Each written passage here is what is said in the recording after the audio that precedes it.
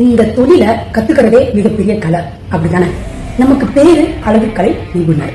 Okay, இந்த தொழிலை அழகா கத்துக்கிட்ட நம்ம கஸ்டமர் ஹேண்ட்லிங் எப்படின்ற கலையை நம்ம கத்துக்கிட்டோம்னா, சேர்த்து கத்துக்கிட்டோம்னா நம்ம தொழில சக்சஸா இருக்கலாம். ஃபார் எக்ஸாம்பிள், இப்ப ஒருத்தர் நம்ம பேசுறோம், அந்த வார்த்தை அவங்களுடைய மனதை பின்படுத்திதான் பார்த்து நம்ம ஹேண்ட்லிங்க நம்ம எப்படின்றத நம்ம கத்துக்கிட்டோம்னா நம்ம கஸ்டமர் என்ட்ரி ஆகும்போது அவங்களுக்கு கரெக்டான கஸ்டமர் சர்வீஸ் நம்ம கொடுக்கலாம். இப்போ ஒரு கஸ்டமருக்கு நீங்க நல்லபடியான ஒரு கஸ்டமர் சர்வீஸ் நீங்க கொடுக்குறீங்க அப்படின்னா அவங்க தொடர்ந்து உங்களை கண்டினியூ பண்ணுவாங்க.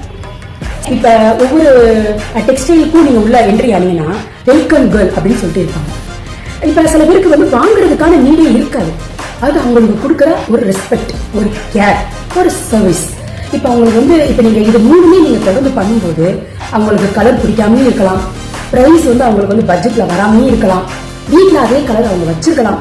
இது எல்லாம் இருந்தாலும் இந்த மூணும் அவங்களுக்கு நீங்க சேர்த்து கொடுக்கும் போது அவங்க அதை வாங்குறதுக்கான சான்ஸ் இருக்கு.